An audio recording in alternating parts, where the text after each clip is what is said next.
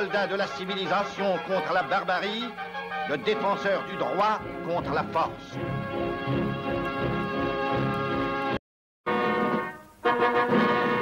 Moulay Hafid, ancien sultan du Maroc, vient de mourir à Enghien-les-Bains, où il s'était retiré en 1925.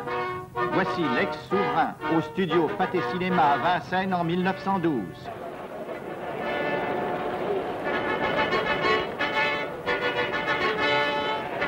Moulay Hafid disparaît au 25e anniversaire de l'institution du protectorat français au Maroc.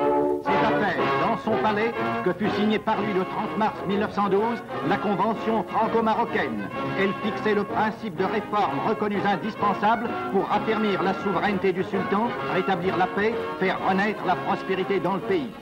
La plus grande misère régnait alors sur l'empire chérifien, livré sur la plus grande partie de son territoire à des désordres sanglants. Le général Lyautey, nommé résident général au Maroc, mit aussitôt en œuvre de puissants moyens pour occuper et pacifier le pays. La conquête de Taza ouvrit le chemin de l'Atlas, où s'agitaient de redoutables tribus rebelles. L'occupation de Taza permit aussi de réaliser la liaison avec l'Oranie par chemin de fer à voie étroite.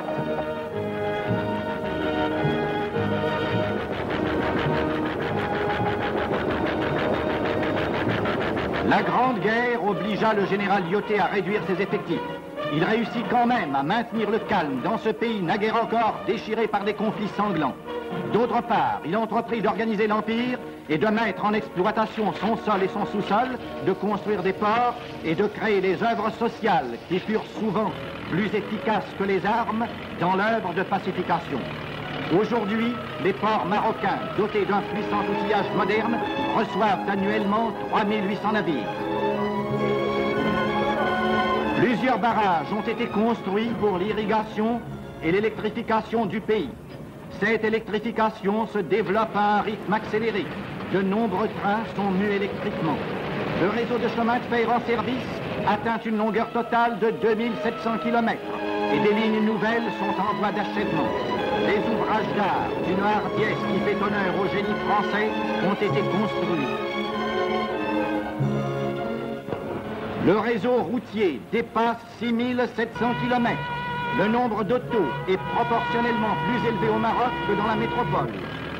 10 millions d'hectares ont été défrichés et mis en valeur par la collaboration franco-marocaine. Le Shtel compte à ce jour plus de 12 millions de têtes.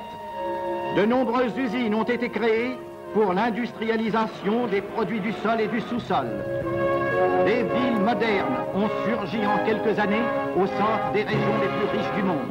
Des lignes aériennes les relient entre elles et 10 heures à peine les séparent de la France. Le maréchal Lyautey a eu soin de ne pas toucher aux villes marocaines, conservées comme autant de témoignages historiques de l'antique pays des sultans. Sans toucher aux coutumes ni aux mœurs des indigènes, la civilisation française a réalisé une transformation presque miraculeuse. Le sultanat a retrouvé son prestige et rétabli sa domination.